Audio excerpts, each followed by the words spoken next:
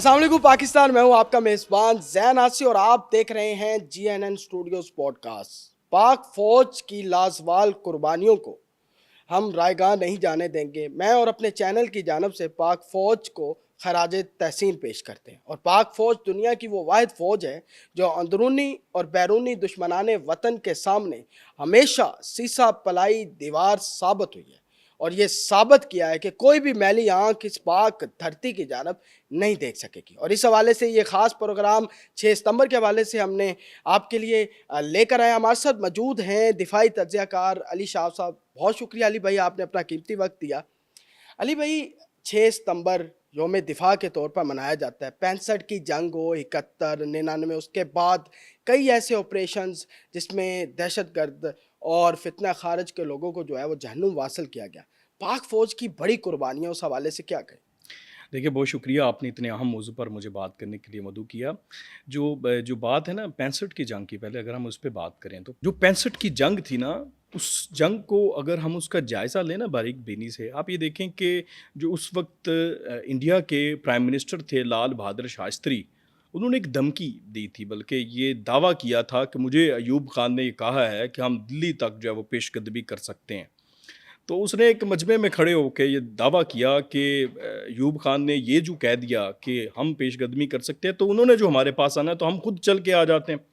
تو اسی لیے وہ پھر لال بہادر شاستری نے اپنا خواب پورا کرنے کے لیے کوئی 3 بجے کا ٹائم تھا صبح کا، رات کا اندھیرا ہی ہوتا ہے اس وقت، اور جنگ دیکھے جو لوگ جو قومیں یا کوئی بھی آپ کا رائیول ہے نا، جب جنگ لڑتا ہے تو وہ ایک اعلانیہ جنگ لڑی جاتی ہے، اچانک جو حملہ کیا جاتا ہے وہ تو بزدلانہ کارروائی ہوتی ہے، یعنی کہ آپ ڈرتے ہیں کسی سے کہ اگر بتا کے جنگ لڑیں گے تو پتہ نہیں وہ ہمیں شکست کا سامنا نہ کرنا پڑ جائے۔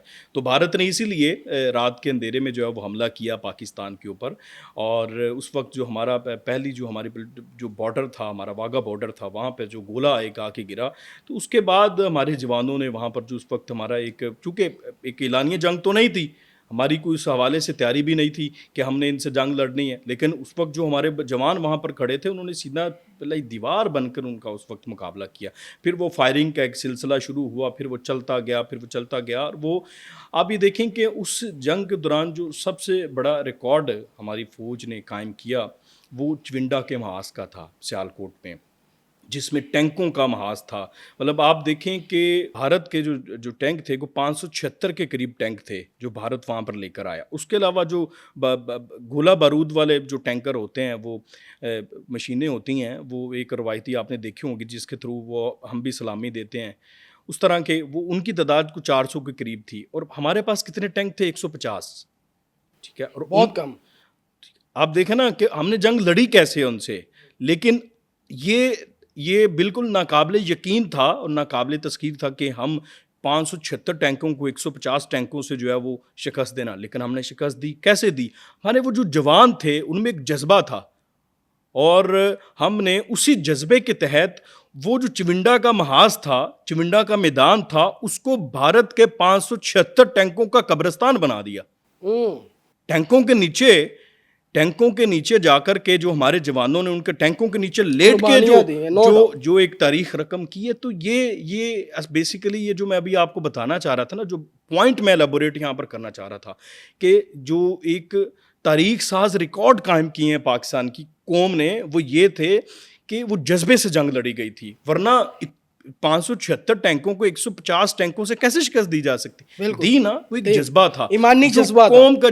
قوم آپ کے ساتھ کھڑی تھی، آپ کے پیچھے آپ کی قوم کھڑی تھی، ایک ہر مطلب وہ بارڈر پر جو کھڑا ہمارا سپاہی لڑ رہا تھا وہ تو لڑ ہی رہا تھا، لیکن جو آپ اور میرے جیسے جو لوگ تھے، عام عوام تھی، وہ بھی لڑ رہی تھی، وہ بھی راتوں کو جاگ رہی تھی، رونگٹے کھڑے ہو رہے ہیں، وہ بھی راتوں کو جاگ رہی تھی۔ وہ پھر آپ نے اس وقت نغمے نور جہاں کے سنے ہوں گے، وہ کتنے جو ہے وہ خون گرما دینے والے نغمے تھے۔ پھر کھانا جا رہا ہے یہاں سے ہمارے جوانوں کے لیے، پھر ہمارے اپنے لوگ جو ہے وہ سویلینز چاہتے تھے کہ جا کے ہم بارڈر پہ جا کے لڑے، تو وہ جنگ، اور پھر آپ عددی تعداد ان کی دیکھیں، وہ 50,000 کے قریب تھے۔ آپ یہ دیکھیں کہ آپ کے میجر راجہ عزیز بھٹی صاحب جو ہیں، ان کی جو ایک بہادری، نشان حیدر ایسے تو نہیں دیا گیا، بالکل وہ بی آر بی نہر جو ہے آپ کی 7 ستمبر کو بھارت نے جو اسٹریٹجیکلی آپ کی جو نہریں ہوتی ہیں نا ان کا بڑا رول ہوتا ہے جنگ میں. اگر دشمن ان پہ قبضہ کر لے تو آپ بڑا اسٹریٹجیکلی کمزور ہو جاتے ہیں. تو بھارت نے اس نہر بی آر بی نہر پہ قبضہ کرنے کی کوشش کی. 7 ستمبر کو وہاں پر بھارت نے جو ہے وہ قبضہ کرنے کے لیے آیا, حملہ کیا. وہاں پر آپ کے جو میجر راجہ عزیز بھٹی تھے, انہوں نے اپنے 110 جوانوں کے ساتھ ان کی پوری بریگیڈ کو روکا. ایسے ہی ہے, 110 جوان ایک طرف پوری بریگیڈ ہے. ایسے ہی ہے, آپ نے اس بریگیڈ کو ناکو چنے چبوائے, ایسے ہی. اور 12 ستمبر تک ان کے 6 حملے جو ہے وہ ناکام بنا چکے ایسے ہی تھے. ہے. تو اس طرح کی کئی داستانیں ہیں. بالکل, لیکن یہ 65 کی جنگ ہو چکی, اس کے بعد 71 میں بھی پاک فوج نے وہی اپنے جذبے کے ساتھ ملک کا دفاع کیا. پھر کارگل کی جنگ, اس میں بھی دفاع کیا. لیکن یہ جنگیں تو سلسلہ رکا نہیں. پاکستان کی فوج جو ہے وہ نہ صرف بیرونی حملوں سے تو رہی آشنا تھی, لیکن جو اندرونی حملے تھے, جو اندرونی دشمنان وطن تھے, انہوں نے بھی پاک فوج کو کافی نقصان پہنچانے کی کوشش کی اور کافی ملک کو نقصان پہنچانے کی کوشش کی. اور آپ کو پتہ ہے کہ پاک فوج نے اندرونی دشمنوں کے لیے بھی بڑی قربانیاں ہیں, اور ان قربانیوں کو بھی لوگوں کو بتائیں کہ کس طرح پاک فوج, کیونکہ بیرونی دشمنوں کا پتہ ہوتا ہے کہ بالکل وہ سامنے سے آ رہا ہے, جو اندرونی دشمن ہوتے ہیں جو گھر کے اندر گھسے غدار ہیں, ان کو جو ہے وہ پہچان کر ان کو جو ہے جہنم واصل کرنا یہ بڑا مشکل ہوتا ہے. اور پاک فوج نے اندرونی دشمنان وطن کے خلاف جو محاذ آرائی کی ہے, اور ابھی تک یہ سلسلہ جاری ہے. فتنہ خارج کا آپ کو پتہ ہی ہے کس طرح ملک کو نقصان پہنچایا جا رہا ہے, اور وہ قربانیاں لوگوں کو بتائیں کہ کتنی قربانیاں ہیں اور کس طرح یہ سلسلہ جاری. آصف صاحب, جو جنگ کا پہلے تو آپ یہ دیکھیں, قربانیوں کی آپ بات کر رہے ہیں نا, میں آپ کو بتاتا ہوں اس کے آخر پہ, اور وہ قربانیاں آپ کے رونگٹے کھڑے ہو جائیں گے, جو قربانیاں ہیں اور جو ہم لگے ہوئے ہیں. لیکن پہلے ہمیں دیکھنا ہے کہ جو ابھی آپ نے بات کی نا, جنگ کا سلسلہ ابھی تک جاری ہے. جب پاکستان جو ہے وہ ایٹمی طاقت بن گیا نا, اس کے بعد جنگ کے طریقے بدل گئے ہیں. کیونکہ اس کے بعد اگر بھارت پاکستان کی ایٹمی طاقت بننے کے بعد اگر پاکستان پہ حملہ کرے گا تو اس کو خود کش حملہ ہوگا. اس کی وجہ ہے کہ ہمارے پاس بھی ایٹم ہے. ہم بھی اگر وہ ایک بم گرائے گا تو ہم 3 گرائیں گے, 2 گرائیں گے نا. ہم نے بھی تو ان کے لاک کر کے رکھے ہوئے نا ٹارگٹس, دلی ہے, باقی ہیں, رکھے ہیں نا اسٹریٹجیکلی. تو ان کو پتہ ہے کہ خود کش حملہ ہوگا اگر وہ ہم پہ ایٹم گرائیں گے. تو پھر جنگ کا طریقہ بدل گیا. پھر اب پروکسی وار لڑی جاتی ہے, اور اس وقت پوری دنیا میں طریقہ جس کو 5th جنریشن وار فیئر ہے, انفارمیشن وار فیئر ہے, اس طریقے سے پراکسی وار ہے کہ آپ کے اندر ہی کچھ ایسے دہشت گرد پیدا کر دیے جائیں, کچھ ایسے عناصر پیدا کر دیے جائیں جو علیحدگی پسند تنظیمیں ہیں, علیحدگی پسند جو ہے وہ ایک تحریکیں ہیں وہ شروع کر دی جائیں, تاکہ آپ آپس کے اپنی معاملات میں الجھ کر رہ جائیں.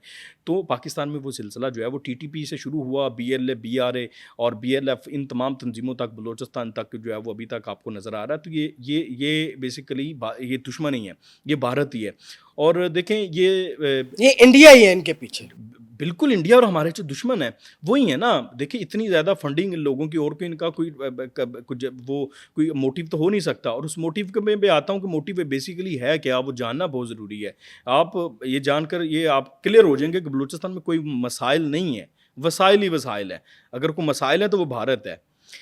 اور دیکھیں وہاں پر آج تک یہ جو پراکسی پاکستان کے خلاف کھڑی کی گئی, TTP سے لے کے اب تک, اب تک دہشت گردی کے خلاف یہ جو دہشت گردی ہے, پراکسی ہے, 37,000 جو ہے جوان شہید ہو چکے ہیں, جس میں 37,000 پاک فوج کے جوان جو ہیں وہ شہید ہو چکے ہیں, اور جس میں افسران بھی شامل ہیں. اور اگر ٹوٹل آپ فگر مجھ سے جاننا چاہیں تو 80,000 کے قریب ہے, 80 سے زیادہ ہی ہو سکتا ہے, جس میں پاکستانی سویلینز بھی ہیں اس دہشت گردی کے نظروں. اور یہ وہی پراکسی ہے. یہ پراکسی ڈیفینیٹلی طریقہ بدل گیا جنگ کا. اب بلوچستان کی آپ بات کریں تو اب بلوچستان نا بیسیکلی سونے کی چڑیا ہے. اب جو وار ہے نا وہ ہے معیشت کی, اکانومی کی وار ہے. بھارت کا بڑا درینہ خواب ہے خطے کا چودھری بننا. اچھا, یہ جو خطہ ہے نا وہ اس کا چودھری بننا چاہتا ہے, وہ اپنی اجارہ داری قائم کرنا چاہتا ہے. وہ ویسی ہے جیسے امریکہ ہے, وہ چاہتا ہے کہ اس خطے میں میری بھی اسی طرح کی جو اسٹریٹجیکلی اہمیت ہو. اس کے لیے ضروری ہے کہ اس کا مقابلہ پاکستان سے ہے. اب وہ ادھر وہ معاشی طور پر جتنا بھارت مضبوط ہوگا, پاکستان کمزور ہوگا تو اس کو فائدہ ہوگا اور اس کی اجارہ داری قائم ہوگی. اب اس کے 2 ہی دشمن ہیں, ایک پاکستان اور ایک چائنا. ٹھیک ہے, اب چائنا اور پاکستان اکٹھے جوائنٹ وینچر کرتے ہیں, CPEC سے لے کے دیگر آپ کے اسٹریٹجیکل اور معاشی تنصیبات دونوں کی اکٹھی ہیں. اب بھارت پاکستان کی معاشی تنصیبات اپنی معیشت کا اگر 10% یا 5% پاکستان کی معاشی تنصیبات پہ ٹارگٹ کرنے میں ان پہ حملہ کرنے پہ لگا دے اس کو فرق نہیں پڑے گا، کیونکہ وہ پاکستان کمزور ہوگا تو وہ مضبوط ہوگا، وہ کرتا ہے ان تمام یہ تو تنظیمیں ہیں ان کے ذریعے وہ پراکسی بلوچستان میں کرتا ہے لڑتا. اب بلوچستان کی حیثیت کیا ہے، اب اہمیت کیا ہے وہ میں آپ کو بتاتا ہوں. وہاں پہ جو معدنیات نکلتی ہیں گرینائٹ، گندک، سونا، باقی بے بہا آپ کی جو ہے وہ معدنیات ہیں جن کی وجہ سے بلوچستان کو سونے کی چڑیا کہا جاتا ہے. اب ان کو وہاں سے نکالنا اور پھر وہ سارا وہ بھارت اگر یہ پاکستان ہے اس کو مکمل طور پر یوٹیلائز کر لیں ان چیزوں کو تو بھارت کا تو خواب ہی نہیں پورا ہوگا. دوسری نمبر پہ آپ یہ دیکھیں کہ جو بلوچستان کی حیثیت ہے اس کا جو پوٹینشیل ہے نا علاقائی لحاظ سے وہ بہت اہم ہے. یہاں پر سمندر جو ہے نا اس میں 12 مہینے آپ تجارت کر سکتے ہیں. دنیا کے جو سمندری تجارت ہے نا اس میں برف جم جاتی ہے، 6 مہینے کو آپریشنل ہے، کوئی 8 مہینے آپریشنل ہے، کوئی 2 مہینے آپریشن. یہاں پہ یہ جو سمندر ہے آپ کا نیلا گہرا سمندر ہے، اس کے تھرو آپ 12 مہینے تجارت کر سکتے ہیں. اور پھر آپ کا جو سی پیک ہے جس کے تحت یہ سارا کام شروع کیا گیا وہ آپ کی جو بائی روڈ آپ سینٹرل ایشیا، چین اور برصغیر کو سینٹرل ایشیا، شام، عراق، ایران اور یورپ تک ملا سکتے ہیں اور آپ زمینی رستے سے تجارت کر سکتے ہیں. اس سے آپ کے دیکھیں آپ کے کس جگہ پہ پہنچیں گے جب یہ تمام منصوبے مکمل ہو گئے. اس پوٹینشل کو وہ پوری طرح سے یوٹیلائز نہیں ہونے دینا چاہتا، وہ چاہتا ہے کہ یہ چیزیں نہ ہو سکیں. تو اس کے لیے پاک فوج جو ہے وہ اس وجہ سے وہ پراکسی لڑتا ہے یہاں سے. بلوچستان کی جو بلوچستان میں اس نے سیپریشنز موومنٹ کھڑی کر دی ہیں. وہ اب دیکھیں نا سیپریشن موومنٹس جو کھڑی کی ہیں BLA BRA BRF اور وہاں کی جو بلوچ یکجہتی کمیٹی ہے مارنگ بلوچ وغیرہ، یہ لوگ کیا کرتے ہیں یہ جا کے دیکھیں اگر میرا یا آپ کا وفاق سے کوئی گلہ ہے یا بلوچستان کی گورنمنٹ سے گلہ ہے تو میں وزیر اعلیٰ ہاؤس کے سامنے جا کے احتجاج کروں گا، میں کوئٹہ پریس کلب کے باہر جا کے احتجاج کر لوں گا، میں کوئٹہ میں کروں گا جو کہ دارالخلافہ ہے، یا میں وفاق میں آ جاؤں گا. میرا وہاں پر گوادر میں جا کے احتجاج کرنے کا کیا تک بنتا ہے جہاں پہ چینی انجینئرز کام کر رہے ہیں، جہاں پہ آپ کی معاشی تنصیبات ہیں، جہاں پہ غیر ملکی سرمایہ کار آتے ہیں کام کرتے ہیں. کیا مطلب ہے اس کا کہ آپ ان کو تھریٹ کریں؟ ظاہر سی بات. آپ یہاں سے کہتے ہیں ہم ملین مارچ کر رہے ہیں، اگر بلوچستان کی اپنی آبادی دیکھیں 50,000 ہے صرف، تو وہ باقی گوادر کی جو آبادی ہے وہ 50,000 ہے. تو آپ اتنے لوگ کہاں سے اکٹھے کر کے وہاں پہ لے کے جاتے ہیں؟ تو آپ دیکھیں ٹارگٹ بیسیکلی کیا ہے ان کا. اگر آپ بلوچستان کی محرومیوں کی بات کریں، بلوچستان محروم نہیں ہے. 750 ارب بلوچستان کا بجٹ ہے جس میں سے 180 ارب جو ہے وہ بلوچستان کماتا ہے، یعنی کہ خسارے میں ہے نا، یعنی کہ جو خرچہ ہے پورے سال کا 750 ارب ہے. 180 ارب وہ خود کماتا ہے. باقی کہاں سے آتے ہیں؟ آپ کو وفاق دیتا ہے کیونکہ صوبہ تو کماتا نہیں، صوبہ تو خسارے میں ہے، تو وہ تو وفاق دے. NFC وارڈ آپ کا ڈبل کر دیا گیا ہے بلوچستان کا. اس کے علاوہ وہاں سے جو معدنیات نکلتی ہیں ان معدنیات کی مد میں جو وہاں پر کام کرتے ہیں وہ 80% بلوچستان کے جو مقامی لوگ ہیں وہ کام کرتے ہیں. بالکل. باقی باہر کی کمپنیز ہیں جو وہاں پہ مائننگ کرتی ہیں، چائنا کی کمپنی ہے، باقی جن کے ساتھ آپ کے معاہدے ہیں.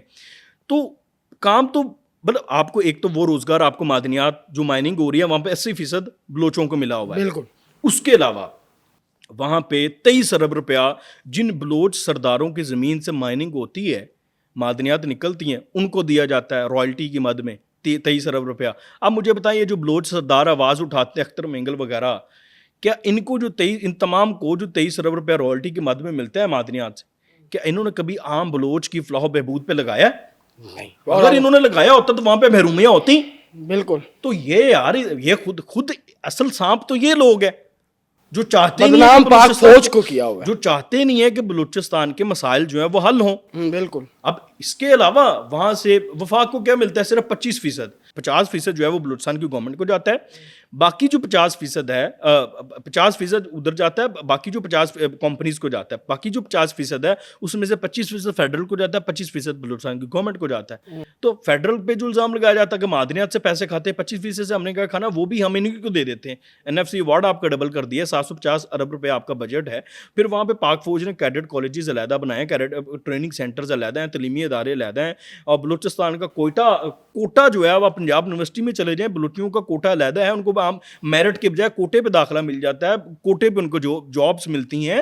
آپ کا اس وقت جو چیف جسٹس ہے اس کا تعلق بلوچستان سے, آپ کے کور کمانڈرز بلوچستان سے ہیں, آپ کے ہائی رینکس پہ بلوچستان سے تعلق رکھنے والے افسران ہیں, آپ کے جوڈیشری کے اندر آپ کی سینٹ کے چیئرمین بلوچستان سے رہ چکے ہیں, آپ کے سابق وزیر اعظم بلوچستان سے رہ چکے ہیں. بھائی اور کیا چاہیے, کون سی محرومی ہے؟ تو اس کا مطلب یہ ہے آسی صاحب کہ وہاں پہ کوئی مسائل نہیں ہیں, صرف ایک مسائل ہیں. اب وہاں پر اصل مسائل جو ہیں وہ بھارت ہے, اور ہمارے یہاں پہ جو لوگ ہیں جن کی ذہن سازی اس طریقے سے کی گئی, برین واش کیا گیا, ان کو یوٹیلائز جو ہے وہ پاکستان کی ریاست کے خلاف استعمال بڑا بڑا چیلنج ہے اس وقت پاک فوج کے لیے کہ پہلے میدان ہوتا تھا, اس پہ جنگ لڑی جاتی تھی, اب میدان مائنڈ ہے بیسیکلی.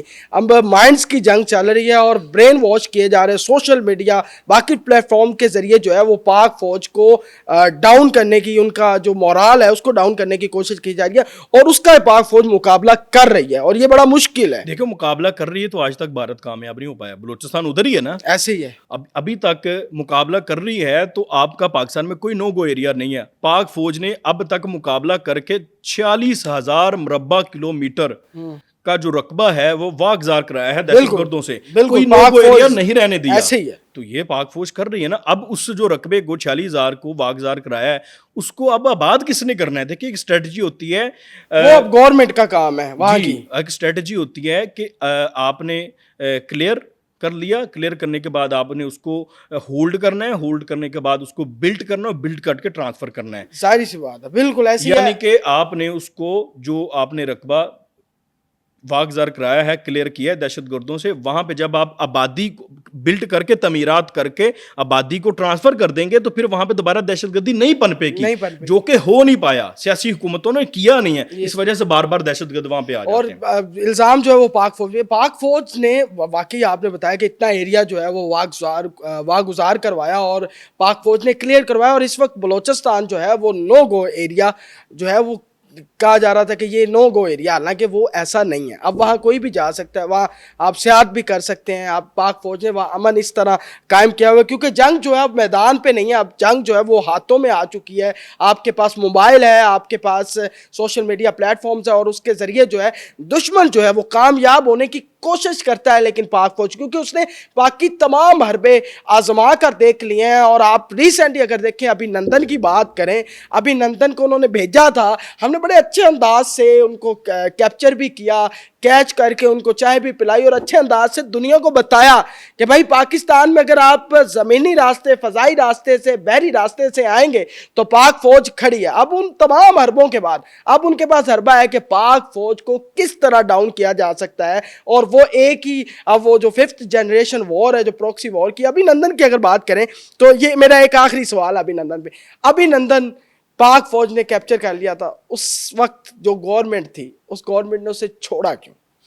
دیکھیں یہ بڑی بریکنگ ہے. ابھی نندن کا جو ہے نا, ایک تو ایڈونچر بھارت کو بڑا مہنگا پڑا, وہ شاید پھر وہی 65 والی غلطی انہوں نے کی. میں ادھر پھر وہی ذکر کروں گا کہ انہوں نے کہا کہ ہم پاکستان میں, دیکھیں اس وقت ان کی تعداد, ان کی فوج کی تعداد 50,000 تھی, ہماری 9,000 تھی 65 میں, تب بھی ہم جیتے. اس دفعہ بھی انہوں نے کہا کہ ہماری فوج زیادہ ہے, ہمارے پاس دفاعی جو اسلحہ ہے, دفاعی جو پاور ہے وہ زیادہ ہے, تو شاید ہم پاکستان پہ تسلط اپنا قائم کر لیں گے. نہیں کر پائے, وہ ان کا MiG 21 گرا, ابھی نندن کیپچر ہوا, تو وہ ایک بہت بڑی بات ہے. میں کہتا ہوں 65 سے بڑی جو ہے وہ ہماری فتح تھی. ٹھیک ہے, اچھا ابھی نندن کو جو چھوڑنے کی بات ہے نا, دیکھیں وہ مودی نے جو ایڈونچر کیا تھا نا 3 ماہ بعد نا وہاں کے الیکشن سے, مودی نے ہمیشہ پاکستان اینٹی پاکستان سینٹیمنٹس کو بیچا ہے, اور وہ الیکشن میں کیپچر کر کے اپنا ووٹ حاصل کرنے کی کوشش کی. تو یہ بھی اس کے ایک پہلے اس نے وہ بالا کوٹ میں فالس فلیگ آپریشن کے اوپر, اس کے بعد یہ اس کے ایک ایڈونچر تھا. تو مودی الیکشنز میں ووٹ حاصل کرنا چاہتا تھا, وہ آ گیا. اب ابھی نندن کو ہم نے پکڑ لیا. اب جو میری اطلاعات ہے نا, میرے پاس جو مجھے سورس ہے, مطلب اس وقت کے جو حالات و واقعات ہیں, جو چیزیں ہیں میرے پاس, مجھے وہ یہ ہیں کہ عمران خان صاحب جو اس وقت کے پرائم منسٹر تھے, ان کو یہ مشورہ دیا گیا کہ مودی کا جو عزم تھا نا, یا عزائم تھے کہ میں ابھی نندن کو بیچ کر ووٹ حاصل کر لوں گا, اور لیکن وہ نہیں پورے ہو سکتا, ہم اس کو مزید نقصان پہنچا سکتے ہیں, اس کو مزید توڑ سکتے ہیں. ان کو یہ کہا کہ ہم ابھینندن کو دیکھیں, وہ جو یو این جینیوا کنونشن اور یو این او وغیرہ کی ٹریٹی اس کے تحت ہم نے واپس تو کرنے جنگی یہ قیدی جو ہوتے ہیں, لیکن ان کو یہ کہا گیا تھا کہ ہم اس کو 3 منتھ اپنے پاس رکھ لیتے ہیں. 3 منتھ کے لیے رکھتے ہیں. اس کی وجہ تھی کہ 3 منتھ بعد جب الیکشن تک رکھتے ہیں تاکہ وہاں پہ مودی کو یہ تانا ملے کہ بھائی یہ دیکھو تم نے وہ قیدی بنا دیا. بالکل مودی کی اسٹریٹجیکلی جو کمپین ہے اس کو توڑتے ہیں, ہم بہت مضبوط تھے, 5th 3 ماہ اپنے پاس رکھتے ہیں. اب عمران خان صاحب کو یہ مشورہ دیا گیا اداروں کی طرف سے, ہر طرف سے, جتنے بھی جو ہمارے کرتا درتا تھے اس وقت, لیکن خان صاحب اس پہ خاموش ہوئے. اور اس کے بعد اچانک خان صاحب, پہلے تو وہ اسمبلی کے اجلاس میں آتے نہیں تھے, اچانک خان صاحب جو ہے وہ اسمبلی کے اجلاس میں پہنچے, اور پہنچ کے خان صاحب نے کہہ دیا جی میں 72 گھنٹوں میں یا 24 گھنٹوں میں جو ہے ابھینندن کو اعتماد میں لیے بغیر ہم جو ہے انڈیا کو واپس کر رہے ہیں.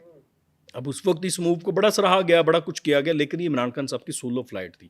تو مجھے جو بتایا گیا یا پتہ چلا چند سورسز سے, وہ یہ ہے کہ خان صاحب نے اس وقت یہ ایک تو سولو فلائٹ لی تھی, ان کو کہا گیا تھا کہ مودی کو نقصان پہنچاتے ہیں, تو خان صاحب نے وہ سولو فلائٹ, ان کو ایک کال آئی تھی. اچھا, وہ آپریشن گولڈ سمتھ جو کہا جاتا ہے نا, وہ اس وقت بھی ایکٹیو تھا. اچھا, جی ہاں, یہ بڑی بات ہے. جمائمہ کی طرف سے شاید کو کال آئی تھی کہ وہاں سے ان کو مشورہ دیا گیا یا ان کو ایمفسائز کیا گیا کہ آپ اس کو واپس کریں, تو پھر انہوں نے وہ اعلان کر دیا. ادروائز ہم مودی کے عزائم جو ہے وہ خاک میں ملا سکتے. یہ بڑی بات آپ نے کی ہے کہ سابقہ اہلیہ انوالو تھیں اور ان کے کہنے پہ ابھینندن کو چھوڑا گیا. یہ بہت بڑی بات ہے. ویسے جمائمہ کا اس سے تعلق کیا ہے, اس حوالے سے ہم اگلے پوڈ کاسٹ میں آپ سے تفصیلی گفتگو کریں گے کہ جمائمہ نے کیوں کہا. تو یہ ہمارا سوال ابھی باقی ہے, لیکن یہ بہت بڑی بریکنگ تھی کہ جمائمہ کے کہنے پہ اب آپ نے پہچاننا ہے, کیونکہ میدان بدل چکے ہیں جنگ کے, لیکن پاک فوج وہی ہے جو 65 میں تھی, جو ہر جنگ میں پاکستان کے دشمنوں کے سامنے سیسا پلائی دیوار ثابت ہوئی ہے, اور دشمنوں کو ناکو چنے چبوائے ہیں. نہ صرف چنے چبوائے ہیں بلکہ ان کو جہنم واصل بھی کیا, چاہے وہ بیرونی دشمن تھے چاہے وہ اندرونی دشمن تھے. اب ہمیں باحیثیت پاکستانی یہ فرق کرنا ہے کہ اب جو دشمنان وطن ہیں وہ کون ہیں, کیونکہ ہم سوشل میڈیا پر ہماری برین واشنگ کی جا رہی ہے, اور ہماری پاک فوج کو, ہمارے اس ادارے کو جو ہمارے دفاع کے لیے دن رات محنت کرتی ہے, سرحدوں پہ سپاہی جو ہیں وہ حفاظت کر رہے ہیں, اپنے گھروں سے دور ہیں, مائنس ٹمپریچر کے اوپر ہمارے سپاہی جو ہیں وہ سیاچن پہ وہ وہاں رکھوالی کر رہے ہیں. یہاں بلوچستان کے اندر ہمارے سپاہی جو ہیں وہ آئے دن جو ہے وہ قربانیاں دے رہے ہیں, شہید ہو رہے ہیں. اس کے علاوہ آپ دیکھ لیں کہ چاروں طرف سے پاکستان کے دشمن ہی ہیں. اب دشمن جو ہے وہ اندر سے وار کرنے کی کوشش کر رہا ہے, اور پاک فوج اس کے لیے کے بھی سامنے ایسے کھڑی ہے جیسے کھڑے ہونے کا حق ہے, اور پاک فوج ہمیشہ کھڑی رہے گی. اور پاکستانی قوم کو فیصلہ کرنا ہے کہ وہ ان غداروں کو, ان دشمنوں کو پہچانے, تاکہ یہ فرق ہو سکے کہ پاک فوج کتنی پاکستان کے لیے ضروری. اگر یہ پاک فوج نہ ہو تو آج پاکستان اپنے وجود میں ہی نہ ہو, کیونکہ اتنے حملے ہو چکے ہیں. اور اگر ابھی تک پاکستان وجود میں ہے تو اس کا ایک ہی کریڈٹ جاتا ہے, گوز ٹو پاک فوج. اور پاک فوج کی لازوال قربانیوں کو ہم خراج تحسین پیش کرتے ہیں اور سلام پیش کرتے ہیں. پاک فوج زندہ باد, پاکستان پائندہ باد.